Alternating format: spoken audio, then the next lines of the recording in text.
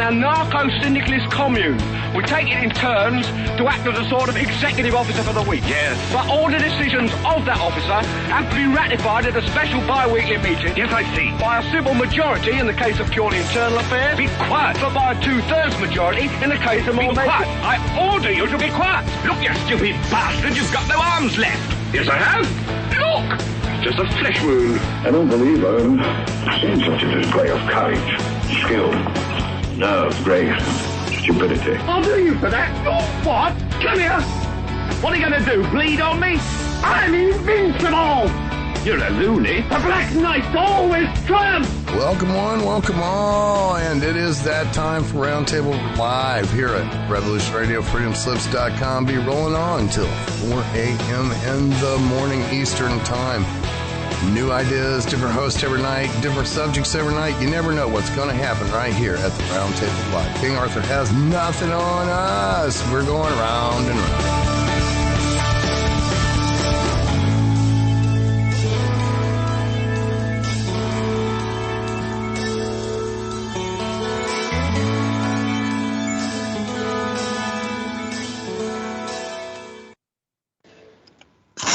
Welcome to Wild at Heart Roundtable Show. This is Noreen Helpman, and I'm broadcasting to you live from Southern California, where it is 9 p.m. Pacific Daylight Time. Not Standard Time yet. We're going to turn our clocks back, I think, this coming weekend. Soon. Stay tuned. Just kidding. Anyway, we are on Revolution Radio at freedomslips.com, and if you're on the main page, which you might be, or if you're listening in on a listen-in line, either way, if you want to find out how to support the station, because we do depend on your generosity, please hit the donate button, donate money, subscribe, become a subscriber to Patreon. You can buy things from the Zazzle store, all kinds of ways to support the station. If you want to send a check or money order, mail it to in care of Revolution Radio to Terry Ackerman. She's a staff member, and her address is on the back, on the bottom of the page. Anyway, so with that, I want to welcome a former, even though it was brief, right? A former Revolution Radio host, but currently a comedian, commentator. What else did he say about himself? A lot of good things here. He is I guess we would call all ourselves, like a form of journalism, but I don't even want to say that if he doesn't want to be called that. Anyways, yeah, so he is a lot of things, but he has a show called The Vinny Eastwood Show, and that is on his website, which is called Vinny Eastwood, thevinnieeastwoodshow.com, just spelled out just as it sounds. So with that, I want to welcome Vinny Eastwood. How are you? Well, I'm going through the worst trauma I've ever been through in my life. But other than that, I'm borderline and on fabulous. Oh, okay. What do I say to something like that, right? Right? What can Well, I it was say? kind of like the Christchurch earthquake. There were just months and months of these tedious interviews from the mainstream media coming up to some earthquake victim. So how did it make you feel? Oh, no. Oh, Jesus. Hallelujah. Just kidding. Right. So I see you have your webcam on. I know Nick had his on for a little bit. Do you see mine at all? I turned mine on temporarily. Yeah. I don't normally have it on because this is an audio show, but I thought since you're on, I would say hello. So hi. And he's waving hi too, by the way. Oh, so we're both saying, hey, right. So anyway. Well, that's good because I too am also high. Now, hey, no, just joking. I'm just kidding. I'm just kidding. But also many. You're high on caffeine, so I'm joking. Okay, it's just many a truth is said in jest. Now, let's back to the show and more serious matters. First of all, Vinny, I'd like to ask you a question in case there's new listeners who are not familiar with you in particular. Although I think some people listening to this show and Revolution Radio are familiar with Vinny Eastwood, can you briefly, or however you want, describe how you got interested in talking about what we would generally call alternative truths, although we know they're not alternative, they're actually true, to expose a lot of the lies that are out in the media and in the political world, and how you got onto that and what you were currently doing with that whole, your show and everything, and how that is all coming along for you. Well, I got introduced to cannabis, Bill Hicks, and Michael C. Rupert from thewilderness.com in his presentation called The Truth and Lies of 9/11. Basically in the space of 1 year, and then got busted for selling cannabis and developed complex post-traumatic stress and panic attacks, and so I couldn't go work for the government at that point in my life, and couldn't continue university because they weren't teaching me critical thinking. They were just teaching me how to be critical of people who could think. And so then I got fired because I wrote a 7-page essay about what was wrong with the company and the staff retention and the numbers that we were getting at this telecommunications company that I was working at. And so they fired me and gave me 6 weeks' pay to leave. And eventually I got so stressed out from listening to too much Alex Jones that I couldn't work for private corporations anymore. So I was like, I can't work for the company. I can't work for a private company, and I can't work for the government. What do I do? And so the answer came pretty clearly when I got my last paycheck of $11,900 worth of shopping vouchers, for which I purchased a camera, an iMac. And ever since then, I went out and interviewed activists and protesters and people in the international talk radio circuit. I got picked up by AmericanFreedomRadio.com and Danny Romero, and I became New Zealand's #1 most recognized figure in the American talk radio circuit. And I amassed more YouTube subscribers than all of New Zealand's mainstream media combined. I interviewed over 2,000 people that nobody's ever heard of, who talk about things that are way too scary, so nobody wants to hear about it. And I made over 6,000 videos before all my YouTube channels, all my audience, and everything that I had ever built with anybody was taken and destroyed, ostensibly. I mean, there's backups and backups, etc., and these things can technically be found, but not on a Google search, not on a DuckDuckGo search. And even if you are on Odyssey.com, exactly where those videos are, you'll have to scroll for a long, long time before you'll be able to find whatever it is that you might be looking for. This is a massive setback, and it's claimed by the mainstream media that the reason why I was taken off of YouTube is because of, quote, COVID-19 misinformation. This is a lie. I was taken off of YouTube for breaching YouTube's guidelines. It was that vague. Whatever I did, they didn't want to tell me about it, won't tell me about it, and I can't get my channels, my life's work, and my main income stream from broadcasting and my main audience back. So that's a significant setback, because recently, directly after losing all of that work, I was arrested at a protest, and people didn't see what happened after I was arrested. They mostly saw my stream where I was saying, I will not resist, I will not resist, I will not resist. But directly after that, I'm telling them once I'm in handcuffs and everything, and prevented them from hurting me or hurting any of the protesters, I do not consent. I do not answer questions. I do not stand under your authority. Or do you want us to explain why you're being arrested today? That's a question. I don't answer questions. That kind of thing. And when they put me in the back of the paddy wagon, I said, "This is actually too small, man. I'm 6'6". You better put me in the front." And they said, "Ha!" and they just locked me in, where I proceeded to have a panic attack because I realized now, in retrospect, and this has actually happened to me many times in my life, but I didn't realize it, claustrophobic. A claustrophobic with complex post-traumatic stress from being arrested and confined, mind you, being put in the back of a police paddy wagon and has a panic attack, and has up to half a dozen panic attacks in total in the back of that paddy wagon and in the cells, and had to sing very loudly my band songs and Country Roads by John Denver, Woolly Bully by Sam the Sham and the Pharaohs and stuff like that. And one of the cops said I was pretty good, actually.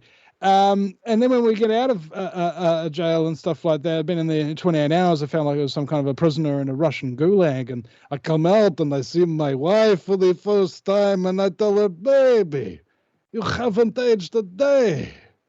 You're still as beautiful and supple as the day the state took my freedom. And my little Alina, my babushka, look how you've grown. And I come home and I'm crying at the sink, making my wife her morning coffee, holding myself up at the bench. And my wife goes, baby, are you crying while you're making me coffee? And I go, the granules are so beautiful. And she starts laughing, I'm laughing, and through tears and all of that kind of stuff. Didn't take my sense of humor, but they did take my internet from me. I wasn't allowed to access the internet or have an internet-capable device. I couldn't even email my lawyer myself, that kind of thing. Very much confined, especially as a talk radio show host with freedom of speech issues and things of that nature. But I am, of course, here now broadcasting through the internet because after 6 weeks and going to the district court 4 times and the High Court, we eventually got the New Zealand legal system to recognize that I had rights to free speech and so forth, which is interesting because the reason why they arrested me and charged me with up to 6 months in prison, 2 charges of up to 6 months in prison, and 1 charge of refusing to give them my cell phone password, 3 months in prison. They told me I had the right to remain silent when I was in custody, and then when they asked me for my cell phone password, which is a question, I said I don't answer questions, and then they charged me and I can go to prison for up to 3 months. Now, in addition to that, under the New Zealand Bill of Rights, Section 14, it guarantees freedom of expression. Express any idea in any form, all right? And it also, under Section 16, guarantees the right of peaceful assembly, okay? Very, very clear. And under Section 13 of the COVID-19 Health Response Bill, which is what I'm charged with, it says, quote, and in Section 2 of Section 13, does not affect the application of the New Zealand Bill of Rights Act 1990, which guarantees freedom of expression and peaceful assembly. This is an open and shut case. If we lose and we go to jail because of what we did, it means that no New Zealander has any right to protest if the government deems they don't. They can just call a lockdown and no protest is legal at that point, and they can arrest the protest leaders and shut down dissent just like that, easily, legally, no problem. But if we're proven not guilty, as we are going to plea, I haven't even been able to enter my plea yet, by the way. I was arrested on August 18th. That's now currently November the 2nd New Zealand time. And I haven't even gotten to enter a plea yet. But if we are found not guilty, which is what we're going for, because the Bill of Rights, etc., then that means that New Zealanders do and have all along not only the right to protest, but the right to peacefully gather wherever they so choose. Okay? That means all these lockdowns are completely unlawful. Well, you do know that this type of tactic that you experienced and the experience that you had is being repeated and played, in different parts of the West in particular, in the US and in Europe and in Australia. So let me ask you, the current state of New Zealand, how would you rate it, say, compared in terms of violation of rights, which obviously that's going on? How would you say compare that to Australia or America, North America, which includes Canada, and Europe? And how would you place New Zealand? I'm kind of curious because, not everybody knows that these kind of things happen in New Zealand. So how would you compare what they're doing to you? Well, you can compare what's happening in our countries to the amount of guns that's available. All right. In the United States and things like that, have they had terribly large violence at these protests and things like that? From footage that I saw a whole bunch of police cars torched. I saw like dozens of police cars all lined up, all torched. All right, and people protesting these masks and so on and so forth. I haven't seen too much footage of the police violence, not the kind of thing like I've seen happen in Australia, where they've got no guns and had their guns taken away because a guy named Martin Bryant, not to be confused with Brenton Tarrant, who's the New Zealand shooter, also an Australian incidentally. All right. Now, in New Zealand, they did a gun buyback where they got about 50,000 weapons. Now, there's 5 million people in New Zealand, and there's over 1 million guns. So a lot of people didn't hand in their weapons. The majority of people didn't hand in their weapons. You'd be considering that maybe around about 5% of the available weapons actually got handed in when the government said, this guy shot up a mosque, therefore all you law-abiding citizens can't be armed. And what happened directly after that? Shootings started happening all around the country, gangs and things of that nature. They suddenly realized that because they don't have to obey laws because they're criminals and they don't obey laws anyway, that all of their victims who did obey the laws were now unarmed. And so that all the violence started happening, and of course, as soon as you had it just in the legal framework, hey, you can't have out your guns and stuff like that, where people have buried them and what have you, from according to rumors that I've been hearing as a journalist.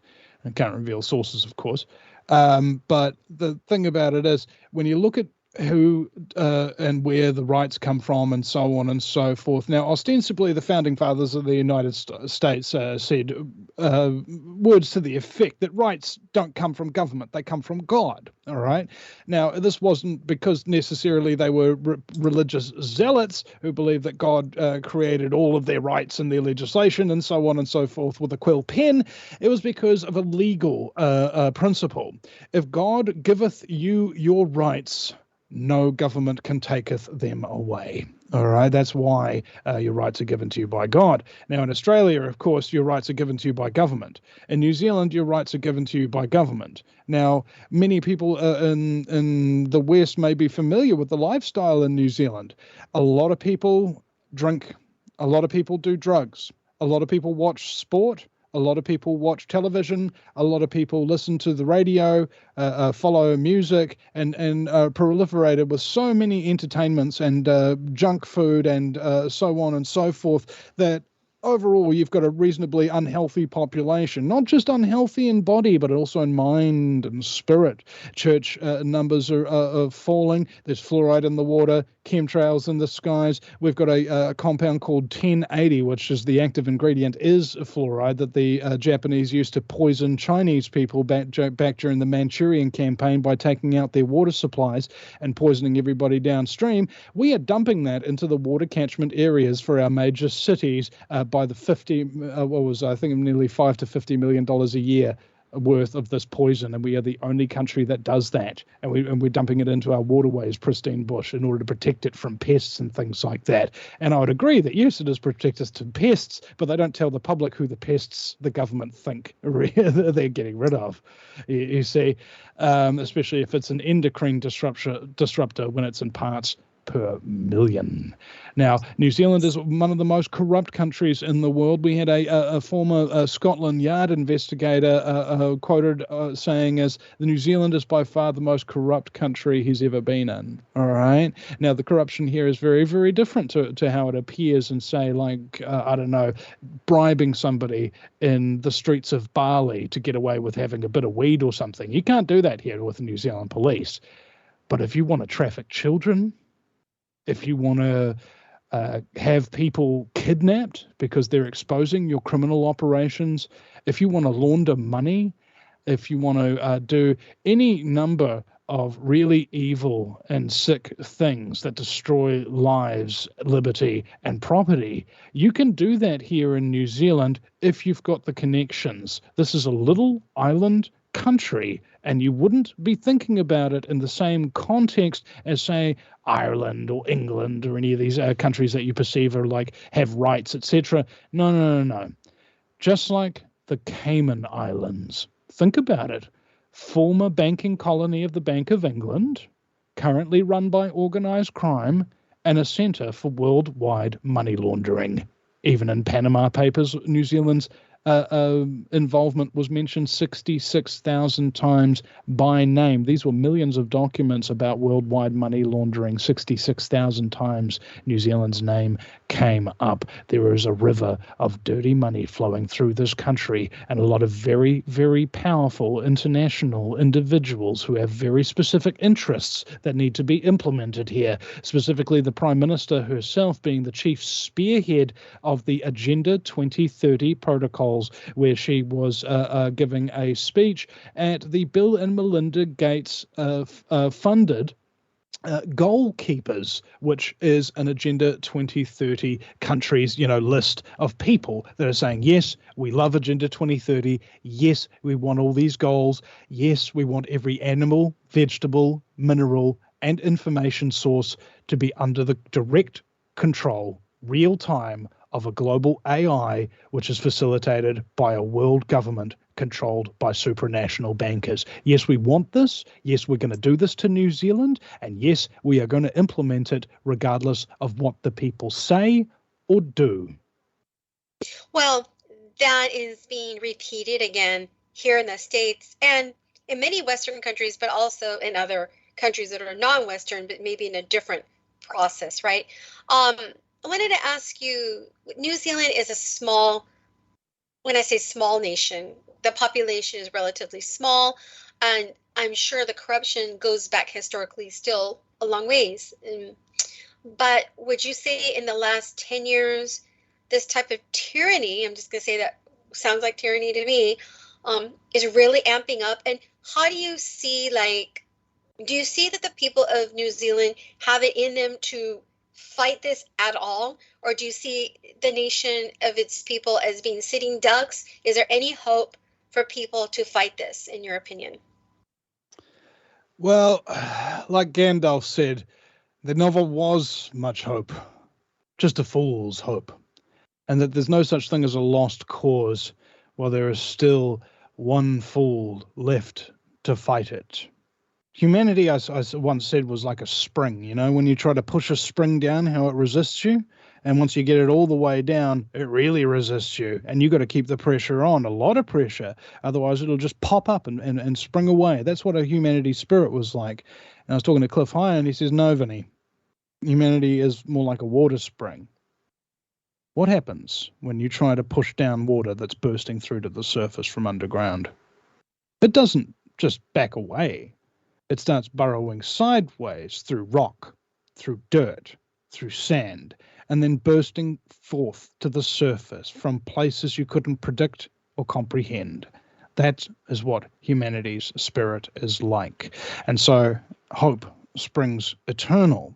Now, as to the general state of consciousness in New Zealand, $100 million, a 50 million batch and another 50 million batch, was given to private and government media entities in New Zealand as a kind of like a COVID relief package. That means the government owns the media in this country, lock, stock, and barrel, and they'll do whatever they want them to do, including take $900 million. We're hearing estimates to broadcast the government-mandated COVID-19 announcements.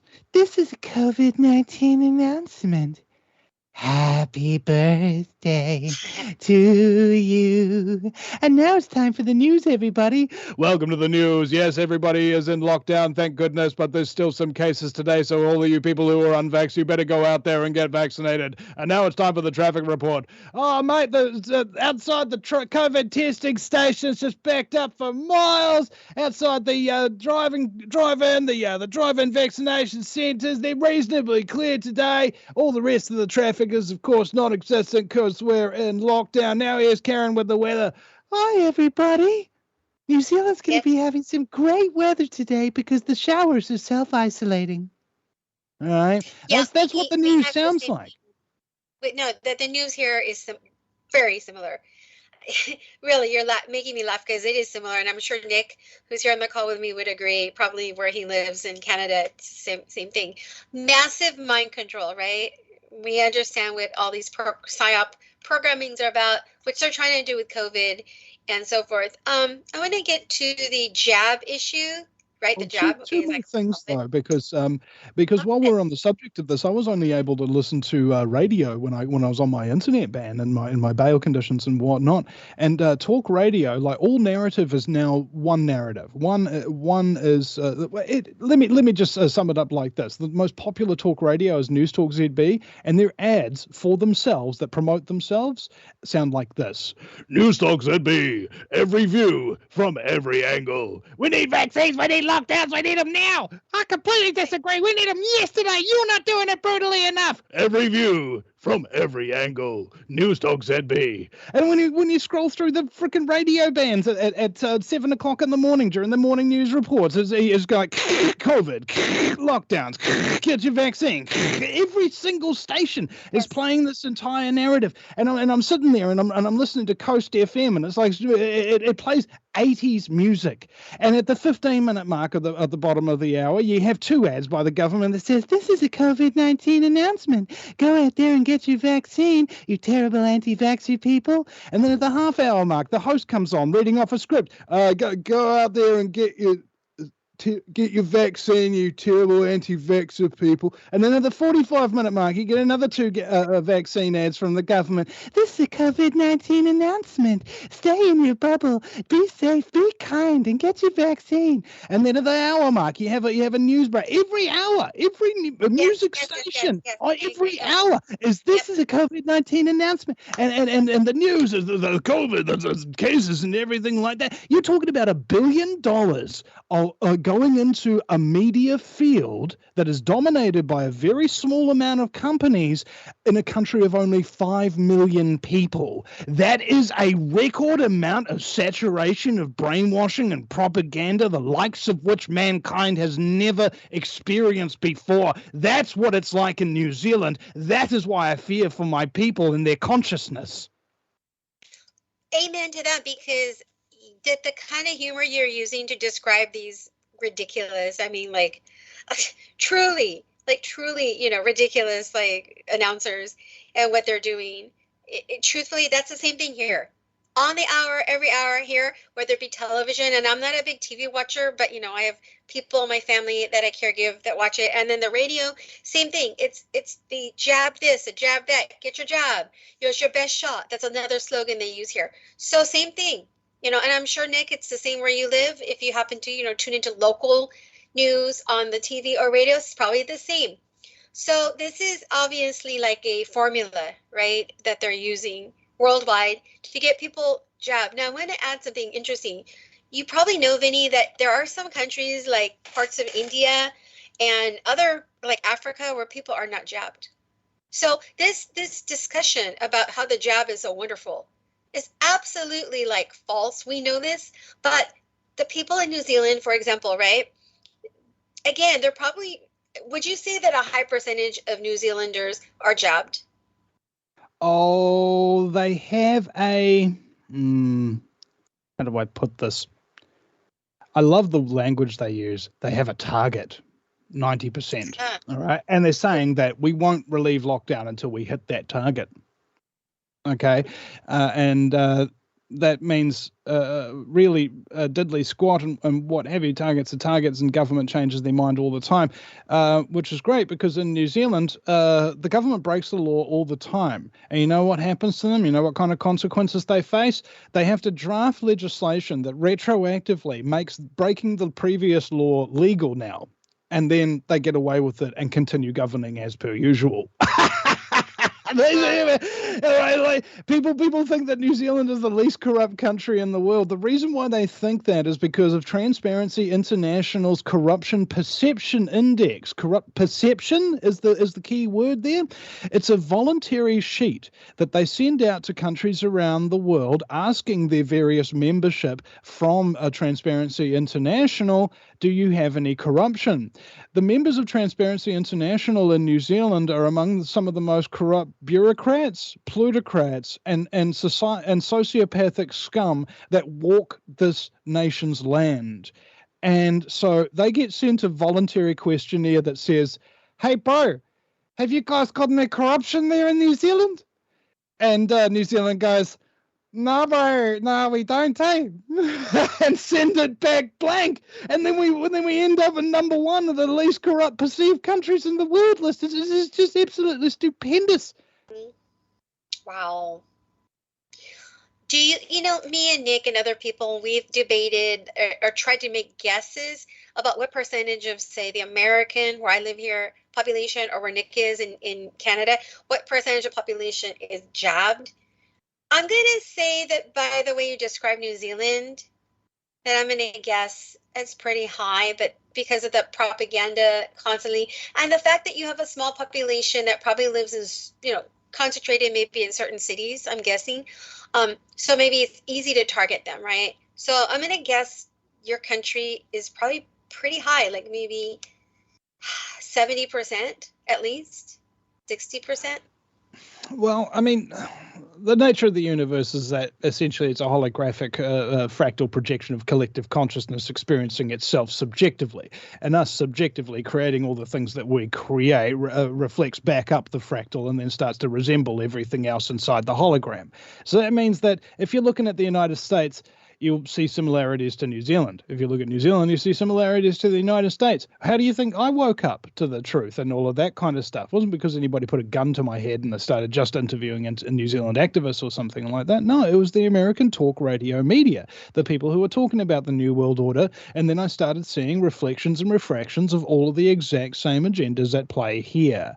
We are you. You are us. All right, I'm you, another me, and this country that we have here is basically, I mean, if you would think about it geopolitically, a wonderful test bed, especially for pharmaceutical companies, because of a company in New Zealand that the government owns called ACC, Accident Compensation Corporation. Everybody has to pay money every paycheck to ACC. Why? In case they get injured on the job. Why is that? Because ACC will automatically start giving you money, about 80% of what you normally earned, if you ever get sick or get injured on the job or something like that and you can't work. So you've got something to live on. All right. But what it also means is that you can't sue anybody, okay, including pharmaceutical companies whose drugs kill your loved ones or leave you with debilitating diseases for the rest of your life. You have to go through ACC instead. And ACC, because it's a government organization, is a bureaucracy. And like all bureaucracies in New Zealand, just like Parliament, they're above the law and can pass any law at any time that make breaking the law legal.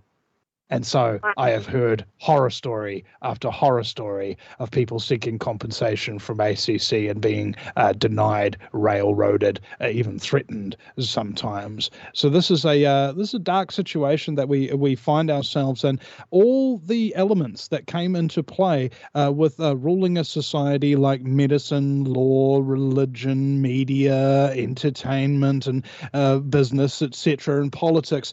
All of these things got very, very slowly infiltrated, or rather they may have already been set up as corrupt institutions, but they had perhaps people who at the time had a moral conscience. But over a long period of time, the way psychopaths get in control is there'll be 3 people up for a job. One of them's a psychopath, and he'll spread lies and bully the other 2 in the meantime. So that way, when the guy up top is deciding who to promote to the next top position, his 3 choices are a guy who is miserable and doesn't want the job, a guy who has been told so much lies about him that he can't trust anything he says, and the psychopath.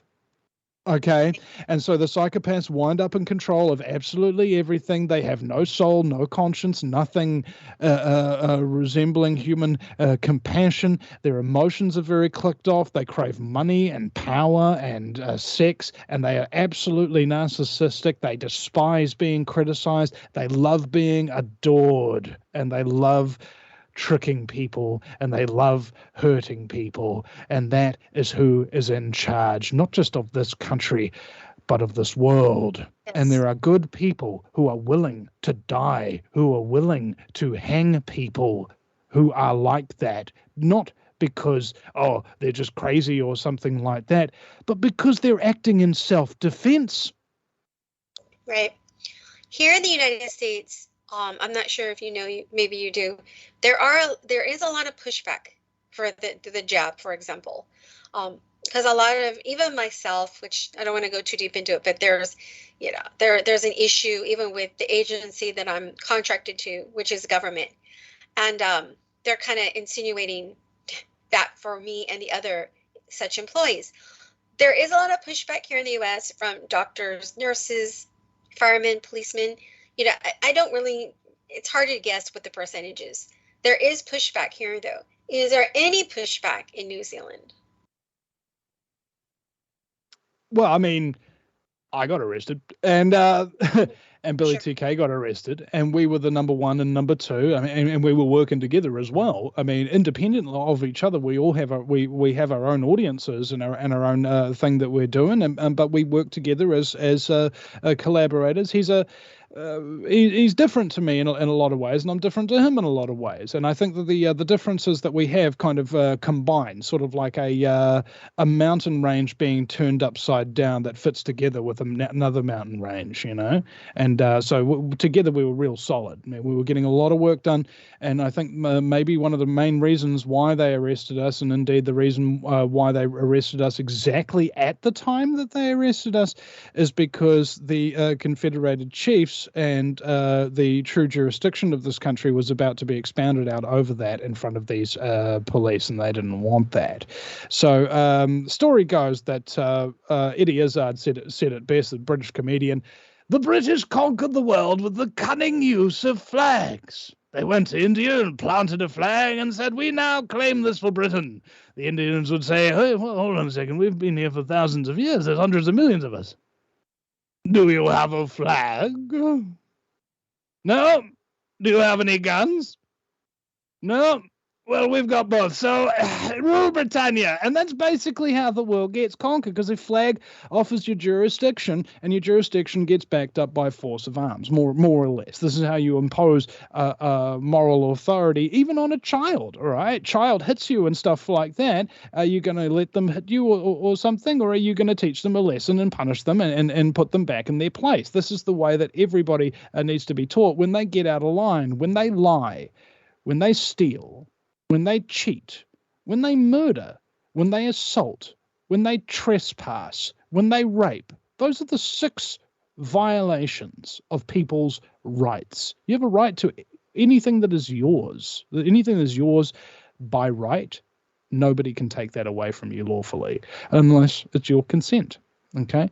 And I did not consent to being arrested. Now, the pushback that's happening in New Zealand, we've got a number of different organizations. Now, many people have seen the yellow signs, and they've taken off around England, where people are standing on the side of the road, down a long road as people are driving, and they actually have a narrative, like different signs that go from one to the next to the next. Is the media, can you trust the media, so on and so forth. And they're actually making a point, and they've spaced far enough apart so that somebody who's driving at 50 kilometers an hour can actually read all of that stuff without necessarily getting into a frickin' accident, which is, obviously not ideal. And because they're yellow and black, they're just like warning signs that you would see anywhere, so they draw the attention. And that's picked up a lot of attention here in New Zealand and around the world. So that was brainstormed by my friend Mary Byrne, who used to run Fluoride Free New Zealand. And they managed to get fluoride out of one of New Zealand's cities. But then, of course, the government mounted a massive, expensive propaganda campaign, brainwashed the public and threatened the councillors, and then they put it back in. And in addition to that, there is Voices for Freedom. After Billy TK, my partner in crime, allegedly, as it were, got out of politics, the founders of Voices for Freedom took his database from him. And that was everybody, and he was a massive political sensation. Like, there'd never been a conspiracy theorist like somebody who'd tell the truth and tell the fact that we're under communism right now, and these people are trying to take away our freedoms. All right, nobody was saying that except Billy TK, and telling the whole truth all the way. All right, massive support, as you saw. Many people donating, many people giving their emails. There was one enormous database of all of that. And then Claire Deeks, or whoever it was from Voices of Freedom, took that database, kept it for themselves, and then started Voices for Freedom with it. And now they have 52 coordinators around the country, and they've told anybody that talks to me or Billy that they're out of the organization, and they want to franchise it and then charge people membership fees for being part of Voices for Freedom. And they're handing out pamphlets and things of that nature. The media has done a hit piece on them. They're standing up against the vaccinations and whatnot. And there's another lady, Sue Gray, who Voice of Freedom allegedly pays by the hour to do work for them because of the huge amounts of donations that they've got because of their database. And she is publicly out saying that she trusts the system. And wouldn't it be great if they realize that the bureaucrats realize that they serve us and they have to do what we say? And there's also a media outlet called Counterspin Media Revolution News. When I started, I was called Media Revolution News, MR News, Mr. News, and we did a segment called Counterspin. Just a side note. Many years before they came on the scene, and when they were filming Sue Gray one day, they were outside the court where Sue Gray was about to come in, where she said what I just said, and the Counterspin journalist said, "Why isn't the only free media in New Zealand allowed to report on this case?" As if they are the only ones, as if just turning up last year suddenly makes them the only free media. That kind of thing. Who else is there? I think there's a number of Māori sovereignty activists and things of that nature who are doing a lot of things, and a lot of them have criticized Billy and told lies about him and stuff like that. His own brother turned on him too. So there's a lot of good people. There's a lot of bad people, and the bad people screw over the good people. And this is in the movement, in the truth movement. There are bad people who screw over the good people in the truth movement. And in the United States, it's absolutely no different.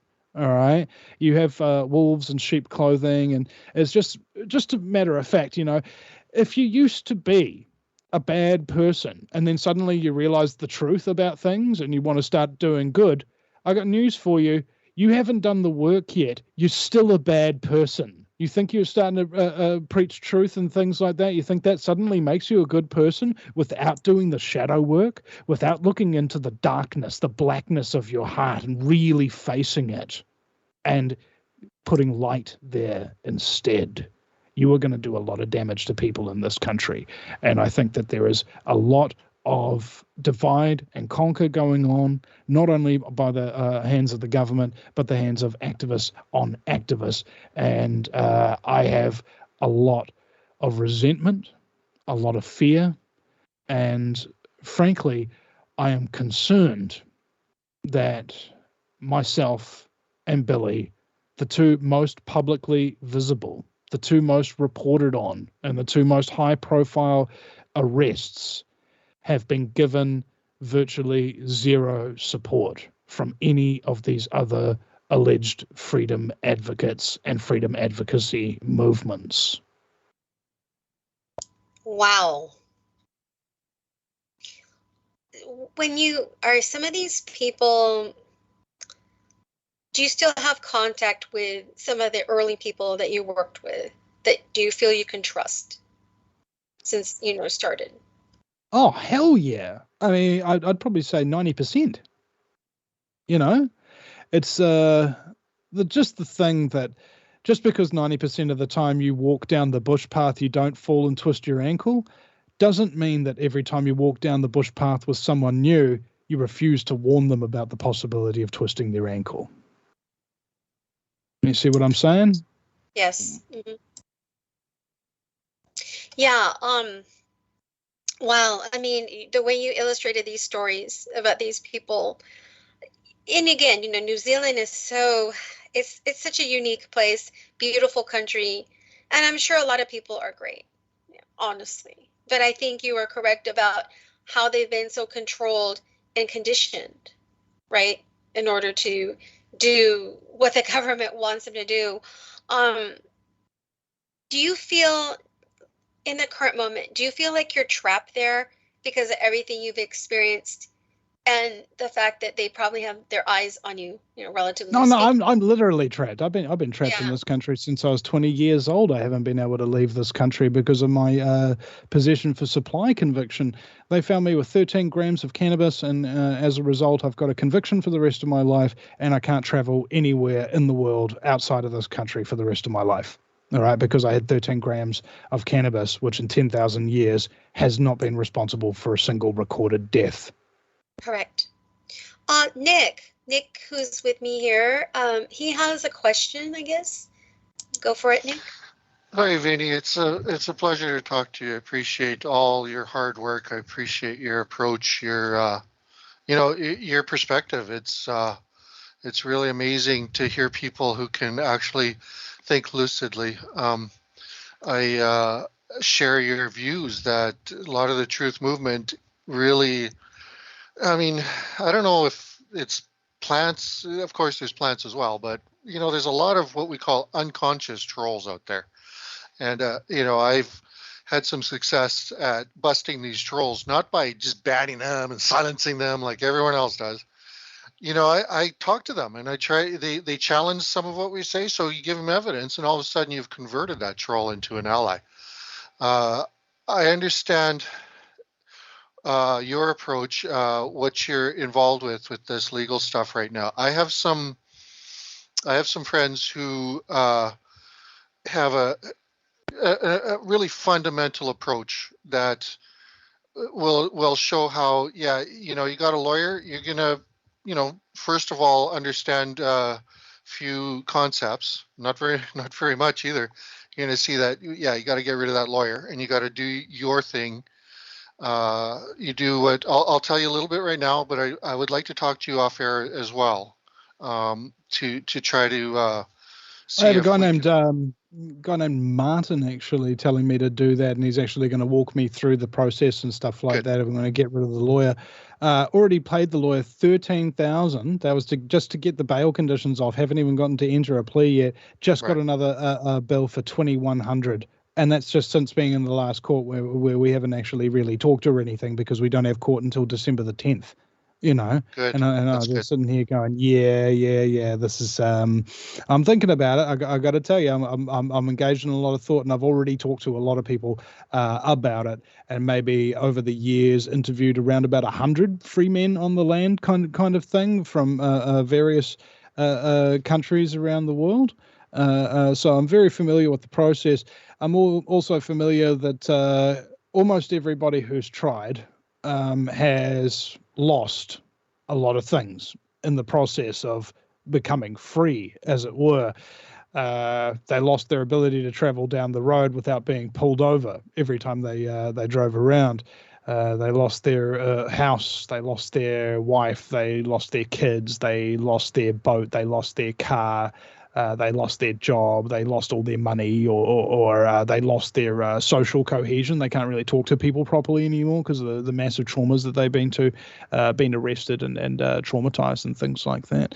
Now, I'm just thinking, I could have tried that straight off the bat, and as soon as you're in the dock and things like that, just say I refused and done the whole thing. So I know the initial steps that I could have taken at the time. For sure. But I didn't choose to go through it because ultimately I'm not totally familiar with it myself in order to wield it like the swordsman should, and principally also because I know that there are consequences when you stand up, and I'd already stand up and experienced those consequences, and it took me away from my audience for 6 weeks, many of which told me that it was really a depressing time for them because now there was no voice out there speaking anything that they could think. It was just all mainstream media and these other outlets that I mentioned earlier. Now, you mentioned Freeman on the land. Now, that is kind of still out there, and that's a beginning for people. But what I'm talking about is way beyond that. It's like I'll give you a little tidbit here. What we want to do every single time is when government comes along and starts claiming, the entitlement to have authority over us is, and I'm not sure about the initial encounter, but I'm already pretty far ahead in the court process.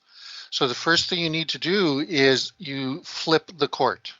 Okay, so you're not even in the court yet. You flip it by filing a claim. Oh, by the way, just on that point, how does this work when you're in lockdown, where the only way to appear to court is in the video conference? Yeah, well, that's when you're actually in lockup. You mean like in the No. jail. We're in lockdown. I was in okay. lockdown, and I could only Yeah. appear by video conference in the cells. And now we're Right. in lockdown in the open air prison, and I can only appear by video conference. Right. I wasn't even allowed to attend my own bail hearing at the High Wow. Court because the police claimed they didn't think the system, the High Court's teleconferencing system, would be able to handle having a client and their lawyer there. Right. My goodness. Okay, so yeah, actually it doesn't matter if you can go anywhere or not. I'm so sorry to interrupt, but the main point here is that when you're trying to argue with all of these rules and regulations and the true jurisdiction and due authority and all of these kind of legal rigmarole and whatnot, I'm conscious of one fact that is very, very important that kind of overrides them all. You're dealing with psychopaths who make up the rules as they go along. At least in New Zealand, that's the case. Mm-hmm. Yeah, well, the entire Admiralty, anything under the British Admiralty is like that. The Admiralty has always been like that.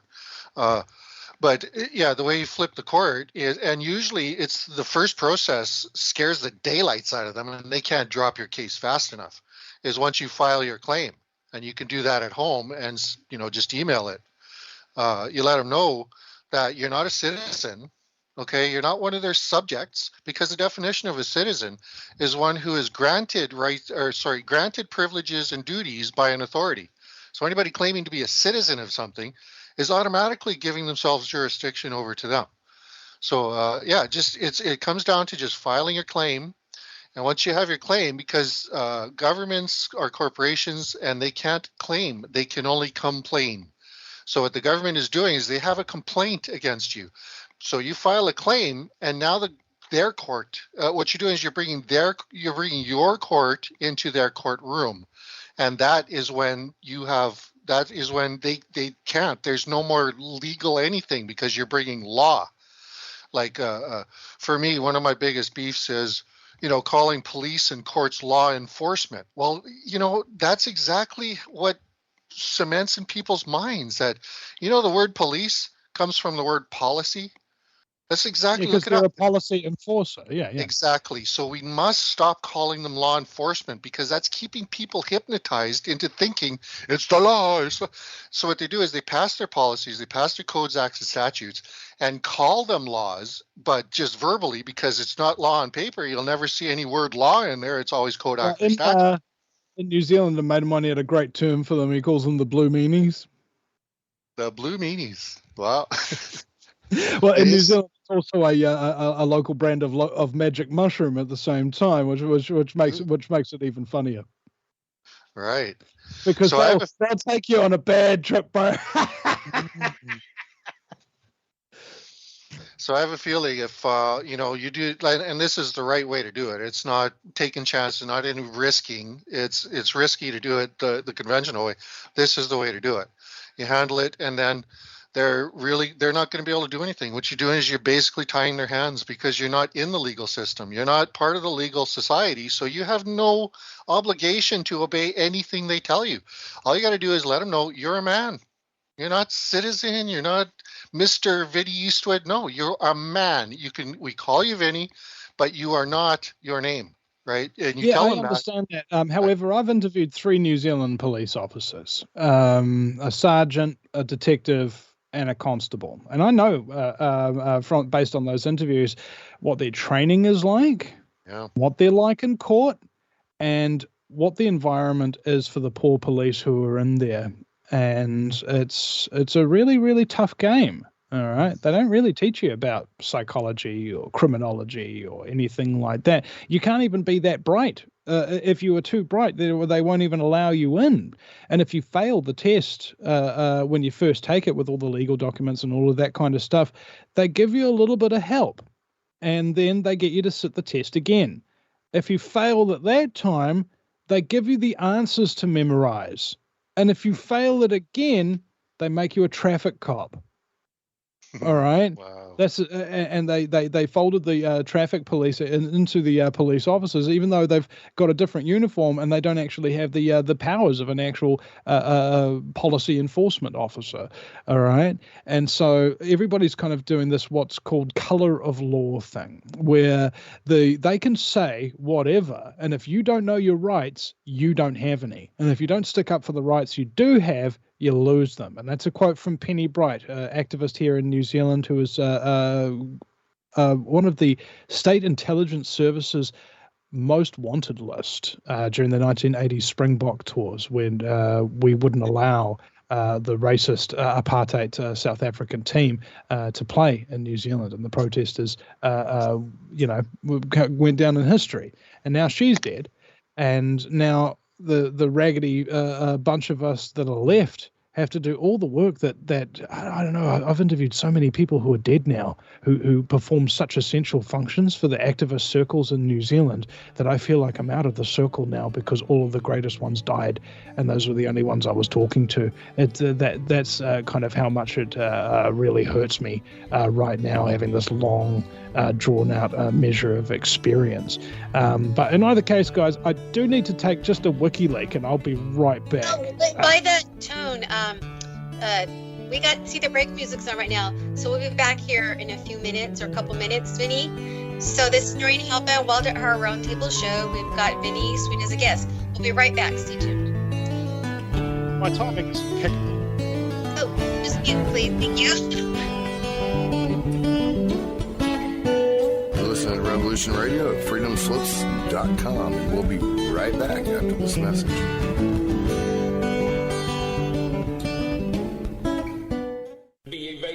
But that doesn't mean that they're telling the truth as opposed to fiction. And in Genesis chapter 6, verse 4, and there were giants in the earth in those days, and also after that, when the sons of God came unto the daughters of men, indicating that there were giants before the Nephilim. And sons of God, plural. They weren't talking about Jesus coming down. No, that's right. Yeah. Uh-huh. I'm Steve Crawford, host of Factor Theory Live. Join me every Sunday night from 10 p.m. till midnight Eastern Standard Time on Revolution Radio at freedomslips.com. Check it out.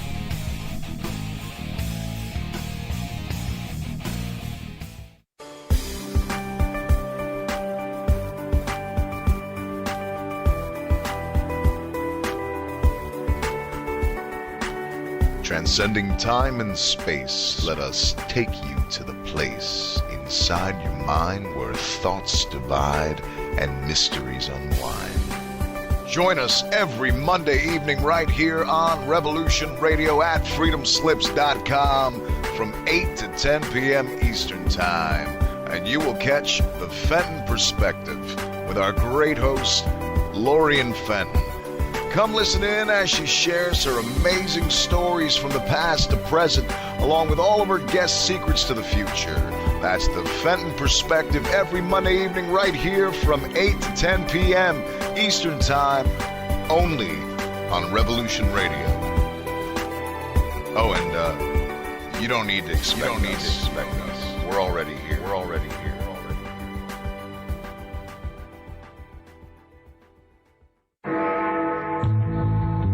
Galactic Interstellar Council on Revolution Radio Studio A, Fridays at 2 p.m. Eastern.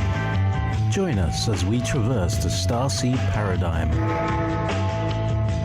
as expressed in the time-space continuum that we know as the divine expression of love and light. Integrating this conscious unity into the galactic paradigm. So welcome all, both terrestrial beings and galactic beings as one. So be it.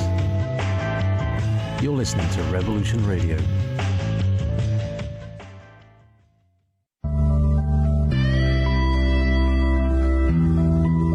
If you think for 1 second that the Capitol will ever treat us fairly, you are lying to yourselves.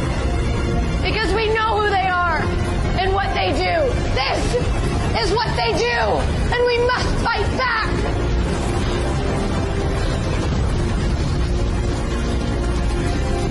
torture us and bomb us, fire is catching. And if we burn, you burn with us. Good evening.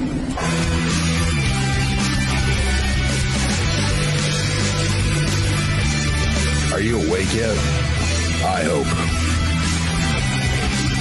We've tried and we've tried for years and years to use passive resistance and loud voices to make a change. But time is over. Your governments around the world have no other goal than to decimate your entire existence at the hands of the bankers and the elites. The war is coming, and it's your choice to decide if you want to be a warrior or a victim. Denial is not a choice anymore.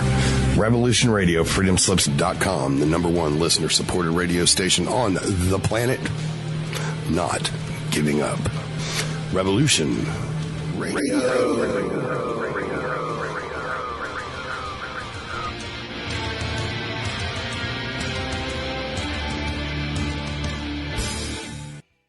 Welcome back to Noreen Halpand's Wild at Heart Roundtable Show. And we have a really interesting guest tonight, Vinny Eastwood. And I'm trying to think where we left off. You were describing some of the situation legally when Nick was kind of discussing legal issues related to, say, yours or other people in the same circumstance. So you guys can finish on that if you would like. It's fine. Yeah, well, you know what they say, you shouldn't really talk about things you don't really know that much about. So I don't really know that much about it. And I'd have to go through and learn all this stuff properly and go through the court system myself. And it'll just be a massive experiment and stuff like that. And I've got a wife and a baby kind of thing. So it's a little bit of a difficult one to want to really talk about on a live radio show. Because it'd just be me getting lectured essentially while I'm the guest, which I'm open to. I'm open to if that's what you want to do, bro. Go for your life. Go ahead, Nick. Just to the only thing that I needed practice on in learning this was how to craft a notice. That's what it comes down to. Is the first thing you want to do is you want to notice them. Notice your fellow man, because we got people in the habit. Like the government, they pass codes, acts, and statutes, and then they program the people to believe that those are laws, and that's when it becomes a law. When it becomes in the people's minds, the psyche, that's how they train us to sheepdog each other. And so it shouldn't be that difficult for us, and that's why I'm bringing this up on air, because when we have people listening to us, if we can put this together properly and have, and it happens to be successful, and there is success. I've had success as well. So I know this works. It's a simple case of writing notice to your fellow man, letting him know, hey, this is trespassing on my rights. And 99 times out of 100, they say, hey, you know what? You're right. When you got a point there, I never looked at it that way, because the government is training us to look the other way. And training us to think, well, they're our government. We have to obey them. Like, how did that happen? Like you and I, and we all grew up in a world where people believe that public servants means public what? Ruler, boss? Like, are they our life boss? Are they entitled to tell us what to do? No. It's only because they fooled us into that. So that's what we need to do. Is Noreen asked a very important question. Are New Zealanders... Are they not capable of standing up? Because as soon as we start saying, look, you're a criminal, I'm not going to listen to you anymore. In fact, I'm all for general occupation of the world's legislatures. You got to surround every legislature on earth with 1 million people. It's that simple. And you got to peacefully occupy these parliament buildings and fire the government. At least that's one way of doing it. My personal favorite way is just drop the dollar. And, we print a new currency. We give it to farmers instead of DARPA, so we can grow food instead of create better, smart weapons. And we, just basically make the basics of life freely available to everyone. So that eliminates poverty, which eliminates 99% of crime. And then we can start to build a true free market where we all, nobody wants just the basics. You get healthy because you got basics. You got a nice clean house, nice good food, no more impetus for GMO or chemical fertilizer. It can all be organic. And then people are not going to want to sit around. They're going to want to get out and innovate and create and use their skills to contribute to a spontaneous and dynamic world. Yeah, I that was well said.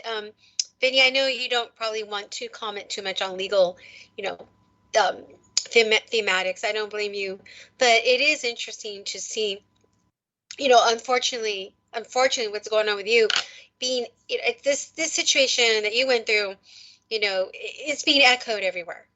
And I think that's why, Nick was bringing up, how can we as individuals fight this? Yeah. If I can elucidate, I mean, that was why Billy's auntie was a member of the Māori government here for the Confederated Chiefs, and they've got the real jurisdiction, they've got the real lawful authority and that kind of thing, and legally speaking, and many of them have used that as their stems in courts, and in many cases it's worked, just like you're telling me here.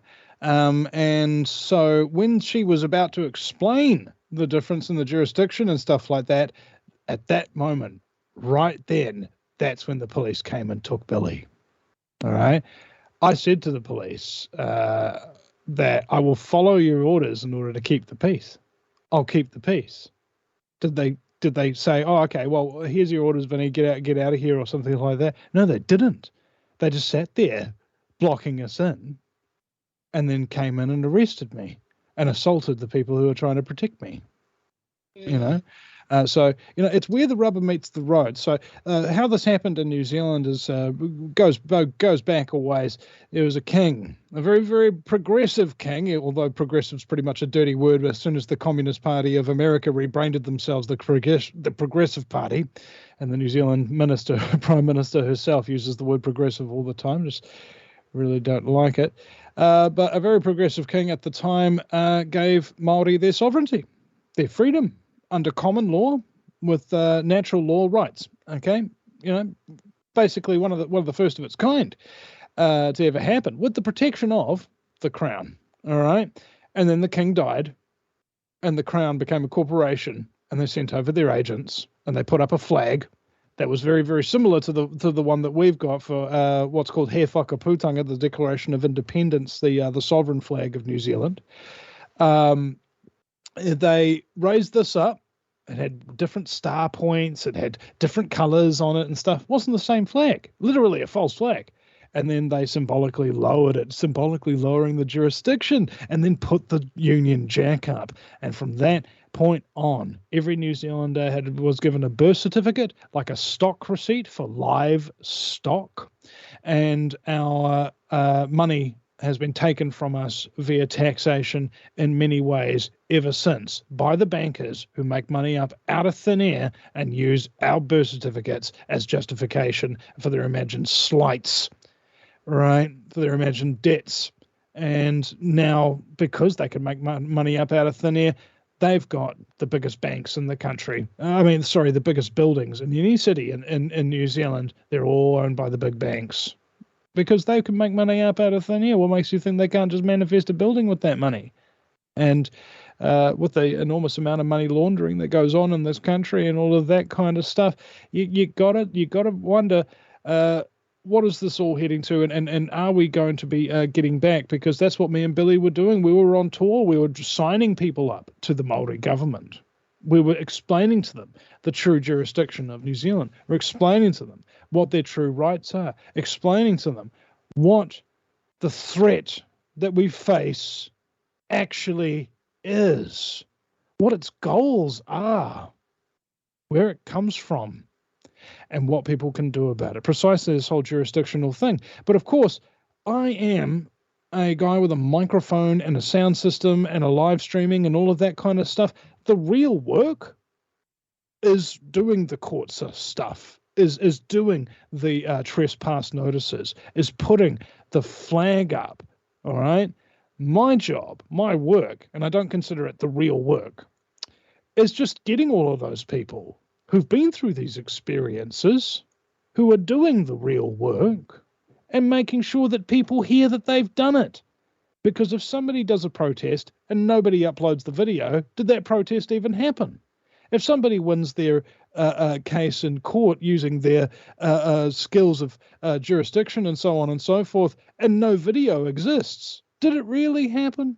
That's what I'm here to do. And all the rest of the stuff and what have you, it's I guess I'm just going to have to suck it up, fire my lawyer, and then just start learning this stuff at the 11th hour, and then just go in and risk my life and my baby and my wife gambling on a system that is completely corrupt, that is people without conscience, okay, and expect them to just obey rules that they can just make up as they go along. That's what you're asking me to do, ostensibly, when you tell me to do that. It's a big ask.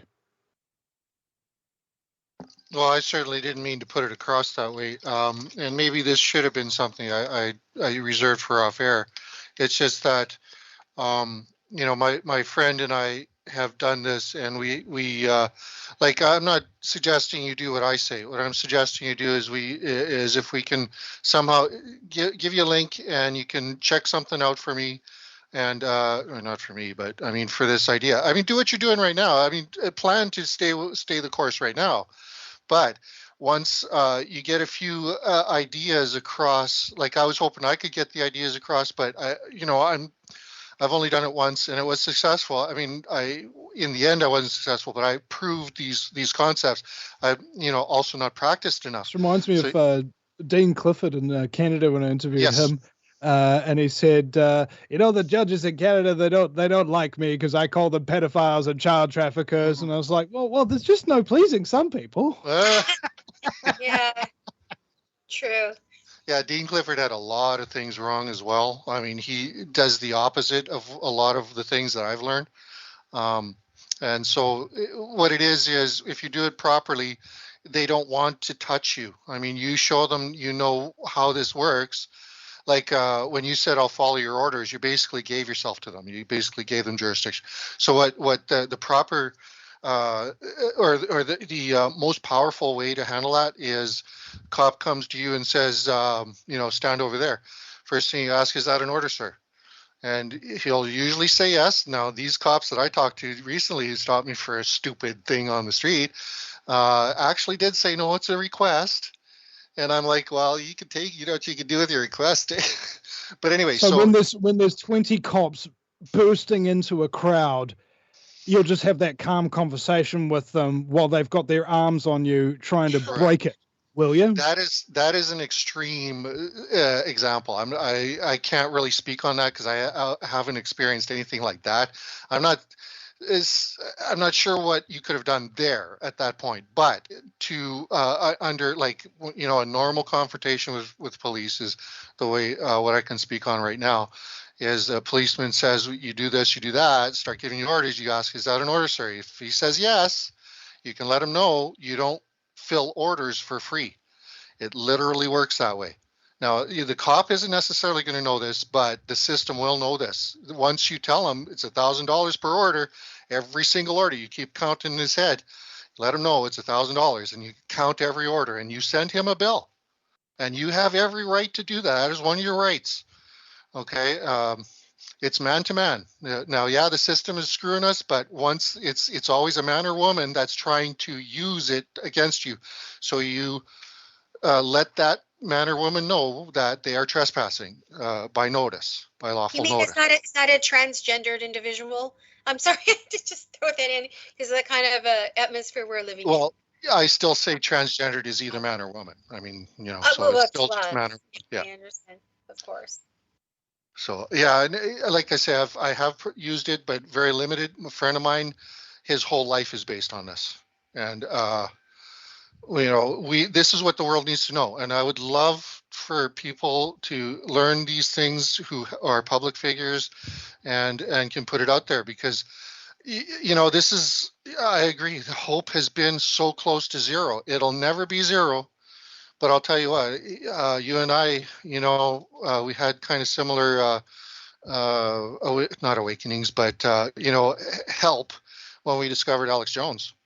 It was around 2005. I mean, he could speak all the pain I suffered prior to that. First time I had hope in my life that I remember. And we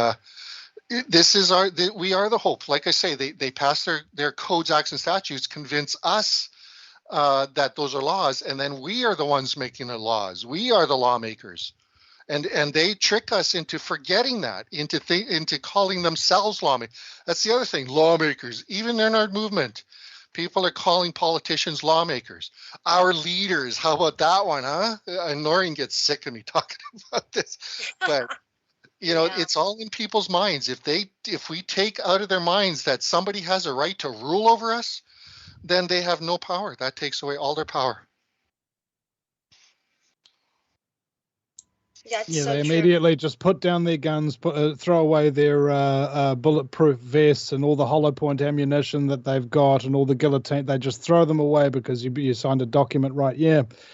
There's a problem here. It's called uncritical positive thought. Now, of course, I believe that there's a very great point to all of this is that yes, there is real jurisdiction. Yes, there is natural law and common law rights and all of this kind of stuff, and you can fight that in the courts. And I salute pretty much everybody who's decided to go and do that, because they're paving the road for the rest of people in the humanity down the road. It's kind of like the Great Wall of China was built atop the bones of the workers who had to construct that wall. And I think it's not entirely dissimilar from the people who are advocating freedom and sovereignty through the legal system. They're going to die without that wall being completed. But once it is, their bones will be a great foundation for us all. So thank you for doing that work, bro. Wow, that's a great piece of dialogue that you guys had about a topic that a lot of us can't really visit all the time for various reasons. There's, people have fears to even talk about or exercise their rights legally. And I also think there's a lot of confusion, right, about what is actually true legal rights in this world. And that also depends on where you live, right? If you're in the West, it's kind of under the crown, although not always. It's a different ideal than it would be in the East. But the basic human values, can transcend laws, hopefully, but we're dealing within a system. I wanted to ask you, Vinny, about the school system, speaking of in New Zealand. Is it like here in the U.S. where they're teaching masturbation about the age of 5? What's going on over there? I'm just wondering, because I was looking at an article and I'm just wondering what is going on in your country in relation to education. I haven't experienced schooling or education in quite some time, thankfully. But from what I know, it's all just gone communist propaganda. They call her Auntie Jacinda, our Prime Minister, in the classroom, and the kids are instructed to write letters thanking Auntie Jacinda for saving us from COVID. All right. Oh, wow. There are pictures of the Prime Minister posted around the country that say love, and it's just love and her face. Wow. Oh man. And it says, and better yet, it says love in Maori. Aroha. Oh, wow. Wow. I'm ordering a cafe to get myself a coffee, and I've got this thing that says Uncle Ashley Bloomfield is like the main spokesperson for the COVID propaganda for the government and stuff like that, other than Jacinda Ardern and Chris Hipkins. And it says, Uncle Ashley wants you to sign the COVID tracer app. It's so creepy. I had to take a fit of because I was like, did I wake up in Russia. Well, what just happened here? It's so commie. It's unfreaking believable to anybody who thinks that the world is run by people like them, ostensibly. But it makes a hell of a lot of sense. You look at anything that confuses you in the media. Oh, I can't believe people believe that. Oh, this doesn't make any sense. Why would they say that? Why would they do that? How do these people sleep at night? And it's because you're looking at the world wrong. The worldview that you had, the lens that you're looking through it is that, hey, people in charge are kind of like me. No. The correct lens view that is not rose-colored is that the world's run by child trafficking Satanists. Okay, look at all the things in the media and everything, and you just go, oh, that's so confusing or whatever. Put the new lens on. Oh, of course. Of course. Of course. Okay, now everything makes sense. And you're like, well, thank you, Vinny, for enlightening me as to this. I was very confused there for a moment. World run by child trafficking Satanists. Everything makes sense now. Thank you, Vinny. Thank you for getting me up to speed. I feel so much better. My goodness. Oh, jeez. You know what I suggest is the world really isn't run by them, the politicians or the corporations or anything above that. The world is run by us. But what they do is government, meaning mind control, literally. What they do is they trick us into creating a world that benefits only them. So it's us doing it. I mean, it's them running us, basically, but not us, in this movement. We're trying to break away from that. But the sheeple, the people out there just complying and thinking government's good and just trying to do the best it can, they're being run, and they're the ones doing it, right? Because it's the same with the cops. I don't know about the cops there, but most of the cops here are, just your neighbor. I mean, they're good people. If I ever fight, and they want us to fight. That's the thing is, once you show you're not going to fight, you're a man, you don't have to fight. If I ever fight with a cop, it'll be at his side. I will, when the SHTF, the cops are going to be throwing their badges because, when trouble comes to the door, it will probably be in uniform, but it's not going to be your city cop. Your city cop is going to be one of the ones being descended upon. And that's why we need to, understand who the good guys are. They're everywhere, as far as I'm concerned, even high up in government. There's good people there too. But we're all under siege by a perception. My question is, if there's so many good people there, why don't we hear any of them doing anything about it? All right? People are out there going F the police and whatnot.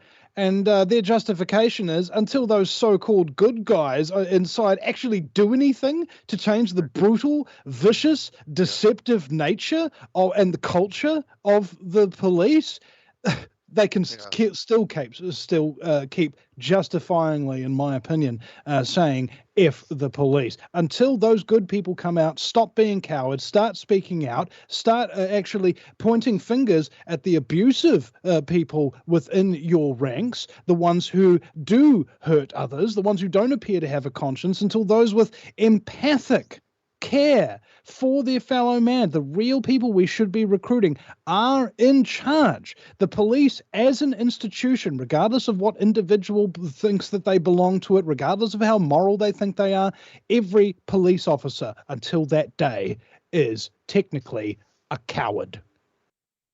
Yeah, I get. They don't have to be cowards forever. And they can stop being a coward tomorrow and start being honorable and decent, and they have that same choice just like me and anybody else. And the fact that they're not making the choice means that it's all the worse. Yeah, they're stuck like the rest of us, and good people are used in these corrupt institutions as human shields to give them a sense of legitimacy, to make people think, well, most of the cops I've met were good guys. Personally, on the road. And that gives the people who don't, use discernment, they get the sense, well, the cops are there for good, they stop crimes, blah, blah, blah. So it must be good. And that's one of the ways they fool us, but they're stuck as well. They're earning their paycheck. They know they have to follow the rules or they don't get their paycheck. That's what it ultimately comes down to. So if you get into a situation where you need someone in government to do the right thing and stop this wrong from happening, the best way to do it is to somehow either help them protect their paycheck, or somehow, if they're going to try go against you, you've got to threaten their paycheck. Show them that if they do that, that you can, I'm not suggesting anything about your case right now, but just as general, letting them know that you're not going to be trampled on by them, and that you can hold them accountable. And that's, the way that if the people in general, like the individuals within the precincts, the good guys, if the rest of humanity would wake up, then they could do something, because it's the mass people that are the real power. Power in numbers. There was a story. A man wanted to change the world, but it was too big. He failed. So he tried to change his country. Failed at that too. So he tried to change his city. Couldn't accomplish anything. So he tried to convert his family. Failed. If only he'd changed himself. He would have provided a good example, and maybe that would have changed his family. Maybe his family could have helped him change the city. City, the country, and his country, the world. It all comes from within, and I think that right now we're in a true battle between good and evil. And I remember I was sitting having a chat with the lead guitarist for 8 Foot Sativa, a great New Zealand band here, and we came up with this saying we wanted to put it on a T-shirt. In this time, some will choose good, and some will choose evil, but most will sit on the fence, waiting to see who will come out on top. We're just trying to burn the fence down. Make people choose. Do what is right, because it is the right thing to do. Don't think about the consequences. Just go ahead and do it. I mean, the whole thing is, if more people did this, I don't like that approach. If I did this, or rather, I will do this, that makes a hell of a lot more difference than sitting around relying on everybody else to back you up. And I know that from personal experience, when 20 cops tore those protesters apart like cotton candy and took me anyway, away from my wife, away from my daughter, and caused me to have 10 times more suffering than I've ever had at any other incident in my life. I realized then and there that where the rubber meets the road is the use of force, because if you are right, if you are correct, but you're not willing to back it up to the point of using any force that is necessary to get your attacker to stop, you're not free. You don't have liberty, because the definition of liberty is to be able to do anything you want that doesn't hurt anybody or damage their stuff and experience no negative consequences as a side effect. I did that, and I experienced negative consequences as a side effect. I proved, just like people were trying to swim to this island of freedom out here, we're trying to warn people that the waters are infested with foul and vicious sharks, and they wouldn't believe us. So I cut myself to the bone, and bleeding I waded into those dark waters, and as the sharks tore me and my friend apart, the people then knew that they were into the dark water too, and stayed out of it, hopefully. And hopefully maybe my sacrifice, Billy's sacrifice, has prevented many, many people from getting arrested as we did, from suffering as we did. And I believe that a lot of indignation was caused by that incident, indignation which has resulted in things like the very recent protest where there was more than 20,000 people out there. Cops didn't arrest one person. What if, because we waded into those dark waters and threw ourselves on our swords and allowed the public to see us being torn apart and jeer and laugh and celebrate our demise, what if that was the only thing that was necessary to galvanize and send a righteous flame of indignation around this country so that people might stand up for what is right instead of sitting around watching Netflix and scrolling through Facebook and listening to all the government mandated ads contained within? Exactly. And you do know that here in the United States, Vinny, there is pushback. For example, the story with Loudoun County, Virginia, where there was a father, maybe you heard the story, the father of a daughter that was raped in school by a transgendered male who had another prior offense, and he was just shifted to another school. He wasn't even arrested, sent to juvenile hall or anything. And a father went to a school board there and talked about what happened, and he got arrested. But like you said, because he sacrificed himself and went up there and asked, why is this happening to my daughter? Right? And he got arrested. All eyes are on him now in this nation. I mean, the case or the situation. So there is sacrifice with this, right? There's no getting around it. Achilles in the ancient story was given the offer of immortality, invincibility rather. And he said, okay, well, what's my other choice? And they say, well, the cost of your invincibility is that you will live a short life and you will die a violent death, but you will be remembered forever. And the other choice that you have is you can live a long and peaceful life, but almost as soon as you are gone, you will be forgotten. And Achilles chose the heroic journey, not the comfortable life. And this parable teaches us all that you have to choose one or the other. You cannot have both. It's absolutely true. I think all this stuff that's been happening, especially since this COVID thing, a year and a half ago began, although some of us already knew, right, what was coming down the pike. We kind of knew and sensed something was going on.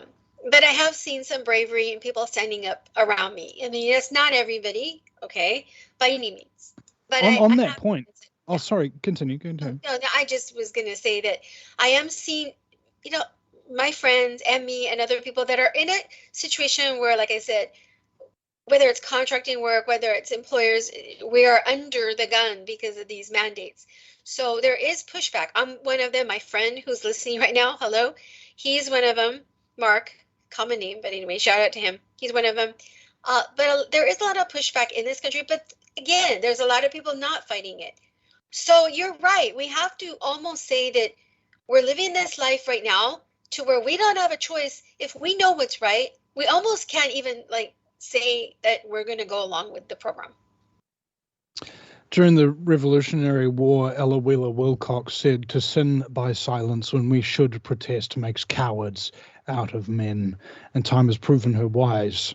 And I recall when this happened to me, and with the arrest and the bail conditions and all of that kind of stuff, I just had my YouTube channel taken out. It was like a champion runner having your legs taken out. And then they banned me from the internet, banned me from leaving the house, banned me from protesting, banned me from contacting my great friend and collaborator, the one who I was doing all my work with and stuff like that, the one of us who actually still had a platform of any size to broadcast on.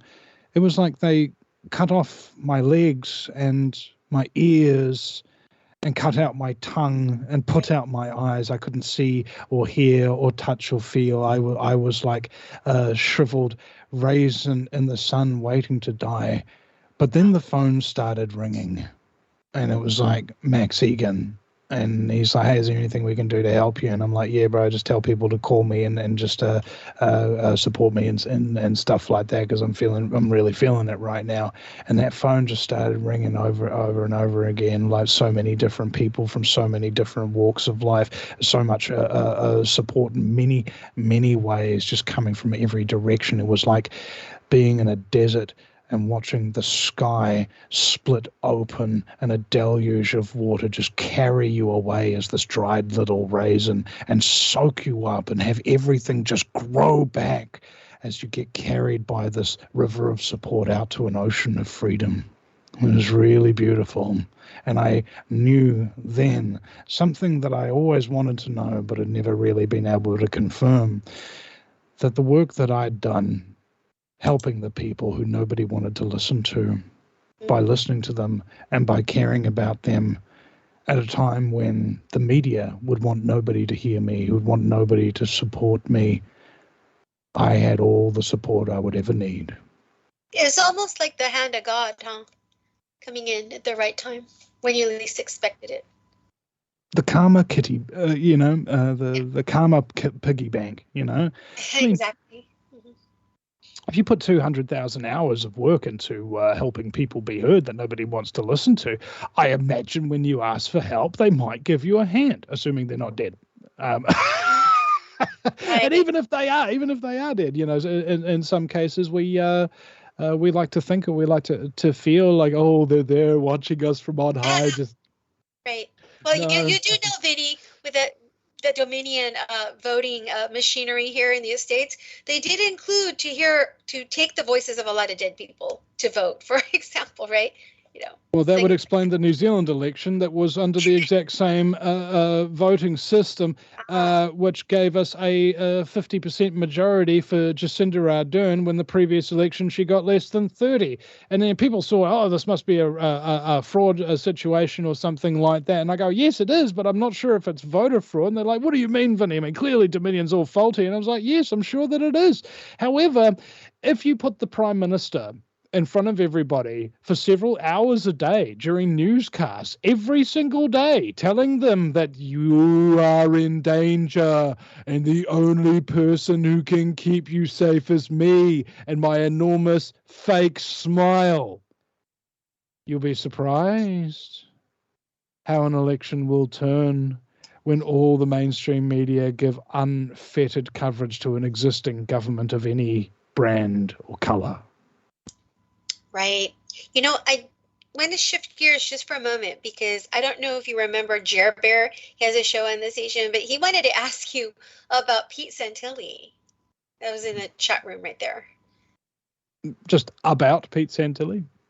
Yeah, I think there was something that you guys did together, or maybe a show about that back. Well, it's just this is a big complicated case. It's kind of like explaining New Zealand and New Zealand history to somebody, except it's about a particular individual that most people have probably never even heard of, and nor should you, and hopefully not. Okay, so the thing is about psychopathy and people in the truth movement and what have you. Ted Turner was a talk radio host in the United States, very extreme, shock jock and things like that. Turned out he was working for the FBI. And now, why would a talk radio show host be working for the FBI and still be shock jocking and talking about freedom and so on and so forth? So he could give the FBI the database of all the people that contacted him, that agreed with what he says on air and things like that, and get them all on a frickin' list and destroy countless movements that tried to trust him and get him involved. Enter Pete Santilli. He gets a visit by the Secret Service after he threatens to shoot Hillary Clinton in the vagina on air. Oh, I didn't know that. Oh my God. And they leave, and the Secret Service leave a very nicely worded letter on Pete Santilli's thing. Now, at the time, everybody was kind of like a little bit on the anti-Alex Jones buzz. So anybody who's coming out criticizing Alex Jones or whatever, there's two ways to get famous. One is by being a good person, doing good work consistently for a long, long period of time. The other way is to just find out whoever's the most famous and the most powerful at the time and just rip seven colors of crap out of them just because their name recognition and you criticizing them will catapult you into the spotlight for which you can then have a career, not organically grown, not grown through trust and decency or something like that, but simply by attacking somebody who a lot of people dislike, who happens to have a mega following that you could never hope to go on. So we got involved with this guy, Pete Santilli, brought him onto American Freedom Radio. He says, hey, Vinny, Guerrilla Media, that sounds like a really great name. And I was like, yeah, it is a good name. Unbeknownst to me, he then went and bought the name GuerrillaMediaNetwork.com without telling me, and proceeded to say, hey, Vinny, that Guerrilla Media idea, it's really good. How does it work? And I go, well, you basically get all your hosts and everything like that onto a centralized network. And on that network, work. None of the hosts really talk to each other or read each other's stuff or watch each other's show or anything like that, particularly just to prevent infighting in general. Everybody focus on your own thing, just do your own thing. And then right next to your banner and everything like that on the homepage is a little donate button for you, so that Guerrilla Media gets its own donations, you get your own donations, everybody gets their own donations based upon whoever goes to Guerrilla Media wants to support them, who they're listening to today, and so on and so forth. And you aggregate that. You have people like Mark Passio, James Corbett, Max Egan, Vinny Eastwood, and various other things. And you don't even get them to post. You just have automatic feed readers so that all their content automatically comes up on the website yourself, and it becomes an automatic content generation system that also generates revenue for the people who are putting out the truth all the time and don't have the time to even ask for money. All right, that's how it should work. That was the idea. And then Pete Santilli goes, "Oh yeah, do you own that? Have you patented it?" And I go, "No." And he goes, "Oh, okay." The next day, he cuts me out and he tells the other person on the call, Suzanne Posel, who we were going to be doing Guerrilla Media together with Pete Santilli, that I'm out of the project and that I left and I'm now leaving it to him. And then he proceeds to get a whole bunch of people involved with this thing, never paid them, kept all the donations that came in through the website to himself, yelled at people, abused them, used cult indoctrination techniques on them. He had people living in his house, women that he was having sex with, and not even giving them food and stuff like that, throwing the stuff in their bedroom around and yelling at them and screaming at them when they don't do what he wants. Just a really bad guy. And then he gets catfished by this woman who was like 50 years old or something like that, and divorced with goodness knows how many cats. And she's become his producer and whatnot, even though her profile picture made her look like she was like this 20 something hot model or something. She comes up with this very, very unattractive lady. And I'm like, couldn't it happen to a nicer man? And so we exposed this guy. Now, it turns out that Suzanne Posel was a paralegal at the time. So when he told lies about me and he started going off and doing all sorts of stuff, we were like, we sent him a notice. We say, look, in 1 week, if you don't return the intellectual property, Guerrilla Media, and all of that kind of stuff, and bow out, we're gonna have to expose you. And we did. And then he threatened us, and he threatened so many other people, including Anonymous, who were listening to his show one night. And then he got hacked by Anonymous on a dare, all right? And they found the most interesting thing on his hard drive. They found a letter that had been faxed to him, an e-fax from the FBI, where he mentioned the head, Daphne Burns, I believe the name was, who was the former head of the FBI Joint Cybersecurity Task Force. And he was claiming that me and Suzanne coming after him, revealing all his details and all the bad things that he's done to people, this was only just the stuff that we could prove, stuff that was on public record and court documents and reported about in newspapers, testimonies from all these people who screwed over and everything. The unauthorized biography of Pete Santilli, we nailed him right to the wall. We spent 72 hours straight, basically, just working on that one thing, because at the time the Bundy Ranch thing was going on and the standoff in Oregon was just about to kick off, and Pete Santilli was central at both of them. And this was directly after a time where $50,000 went missing from the truckers' ride for the Constitution coffers, a PayPal account that Pete Santilli had access to. And then he claimed that it was the organizer, the truck driver leader herself, Zeta Andrews, who stole the money. And then he turns up at the Bundy Ranch a couple of weeks after that money that was supposed to fuel the trucks. There was supposed to be 1 million trucks in Washington, and only a couple turned up because none of them could afford the fuel to get there because he stole it. And he turns up in the Bundy Ranch with brand new iMacs for all of his new crew, brand new cameras, brand new broadcasting equipment, and his own Winnebago.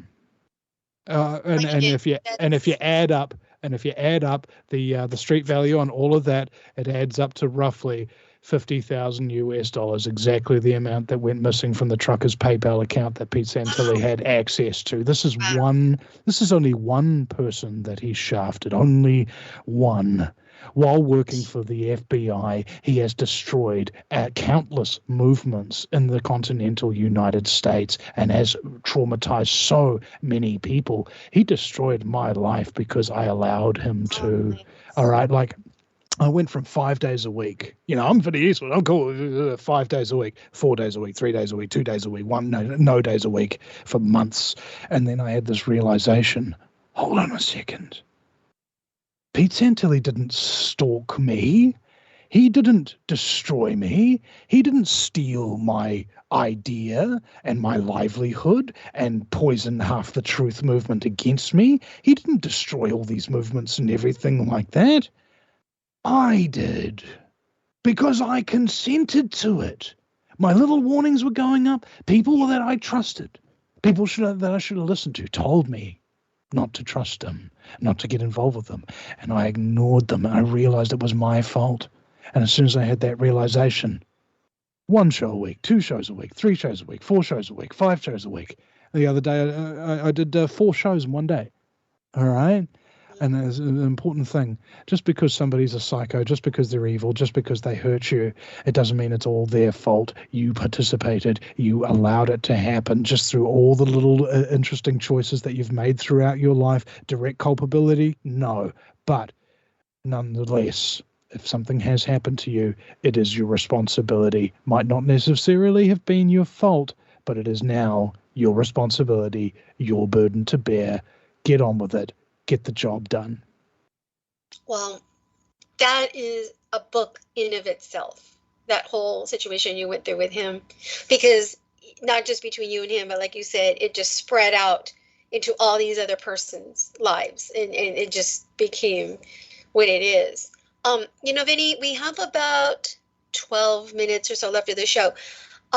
You have a website and you have a show. I want you to kind of update the listeners as to what's currently going on with you and your show, any projects or guests or anything that you feel at this time is important to share with the listeners about anything like that. Well, I mean, the thing that I'm working on at the moment is the supercut of my arrest. So a lot of people saw just the one angle, which was my kind of footage where it cuts out right when they've got me. But there's actually a lot more footage that I found after the arrest, where instead of just going, no, I'll capitulate and so on and so forth, I'm actually walking tall and strong, saying, I don't answer questions. I don't consent to your authority. I do not stand under your authority. That's a question, and I don't answer questions, and so on and so forth. Don't push me around. Give me verbal instructions, so on and so forth. Completely different picture altogether. And it was only just earlier this week that I wound up finding that footage that was taken on August the 18th. It's now November the 2nd. So the thing about it was I'm cutting this together, and it's telling a completely different story and the whole truth and the whole evidence of what happened on that day and why it is so important, not just for New Zealanders, but for the world to stand up and recognize that COVID is about something more than lockdowns. Let's think about lockdowns. What are lockdowns? Lockdowns are kind of like martial law. In fact, if you have a look at the aspects of lockdowns and martial law, they're exactly the same thing. So why do you implement martial law? One, when there's some kind of chaotic situation where people will start eating each other if you don't maintain public order, and you've got to suspend some civil liberties in order to ensure that happens. Number two is when you're a foreign power taking over and you want to prevent the local populace from organizing any effective resistance against your new regime. That's what's going on here. And people are always afraid and worried and all of this kind of thing, in most cases justifiably so. But remember, think about this, and think about this very strongly and very clearly. You are a fifth dimensional creative being. You are here to create. What does that mean? Well, you exist in 5 dimensions simultaneously. You can see dots, that's the first dimension. You can see lines, that's the second dimension. You can see a box, that's the third dimension. And you can see the passage of time, that's the fourth dimension. Well, you can't necessarily see, but you can perceive is the fifth dimension. That's where all your thoughts are right now while I'm speaking. Everything you've ever thought about saying but never uttered. Anything you've ever thought about constructing but never built. That's fifth dimensional. It doesn't really exist. That's where all your creative ability really comes from. And your job in this realm of existence is to take those ideas out of your head, spend your time on them, and will them into reality. Only there can they be seen and perceived, tasted or smelled or heard by other creative entities. Every musician has heard music before he became a musician. Every filmmaker has seen a film before he became a filmmaker, and that is because people took the responsibility for their creative process and willed their visions into the material reality where they could inspire others. That is our responsibility. Nay, it is our obligation, because the way the world works is it's kind of like a hologram. You try to delete a hologram, you try to take a picture of somebody and delete it, the whole picture is still there. The whole picture is just half the resolution. Try to delete it again, the whole picture's there. The whole picture, just half the resolution. We live in a fractal. That means if you look inside a cell, you'll find out it's made up of all these other cells. You look inside one of them, it's made up of all these other cells. Look inside one of them, made up of all these other cells. Infinitely down the chain and infinitely up. You're a cell on the back of the planet. The planet is a cell on the back of the galaxy. The galaxy is a cell in the universe. The universe is a cell in a much larger organism that we don't have a word for yet. What does this mean when you're having a subjective experience here in this plane of existence? Well, think about it. When they had the double slit experiment, they shoot protons through these 2 slits. They expected it to go bang, bang on the backboard, but it didn't. It went bang, blah, blah, blah, blah, blah, and it turned into a waveform. And they're like, wow, that's interesting. Let's put a camera there and see how that works. It shoot it through, bang, bang. And they're like, hold on a second. The matter, the proton itself, changed what it was doing, how it was acting, because somebody was watching it. Somehow it knew. Somehow it had consciousness.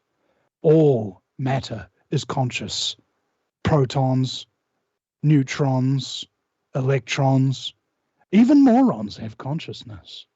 And our collective consciousness basically creates the universe as we see, embedding information into the hologram, changing the entire fractal nature of everything in existence by our words, our creative thoughts. There is only one moment in time that has ever existed, and we have existed in this moment with everything that has ever existed before. Everyone who has ever lived, every word that has ever been spoken, every idea that anyone has ever come up with, all came from this one moment that we have shared with everything and always will for all eternity. That is how important you are to the structure of reality itself. Oh, wow. That's very well put. I wanted to say to you that you have this unique talent of really putting energy out there with your words, with your thoughts to the public that I've never encountered with anybody, to be quite honest. It's really different. Well, the occultists call it magic. All right, that's why it's called spelling. All right, I'm casting a spell on you. We all cast spells on each other. Okay, these words that we use, they can invoke courage or fear or love, attachment, and there are mystics and there are sorcerers. Sorcerers use these words, these spells, these powerful concoctions, these intrinsic fields of vibration to make people feel fear so that they can feed off of it. The mystics give you this stuff so that you can rid yourself of your fear and your need to hold a mystic's hand through life, so that you can be free and the mystic can be free to enjoy what he enjoys, life everlasting. Wow. Did you read a lot of philosophy books growing up? I mean, I'm not being funny. I mean, literally, because you interject a lot of philosophy in what you say.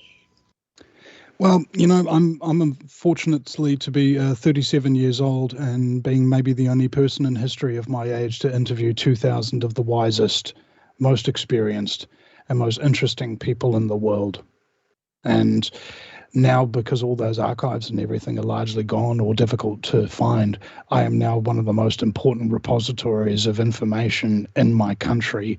And I believe that nothing I say is original and nothing I say is wholly unique and important, but it is merely the knowledge that I have been bestowed by people who have lived it, by people who have been there, by people who have thought about it for a lot longer time than I've had the opportunity to. And therefore, your job in life is to ask those questions: who, what, when, where, why, and how, just like figuring out if you're holding a three-dimensional object up, down, left, right, front, back. Okay, this is the nature of our reality. Once you understand those questions, once you understand how to rattle off answers, like, your job is simple from then on: to teach what you know to others for the rest of your days.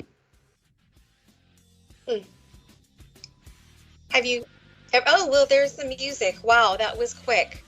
Well, thank you so much, Vinny, for coming on, and thank you, Nick, and thank you to the listeners. This is Noreen Helpband, Walter Hart Roundtable Show. See you guys next week. Thank you. Bye-bye.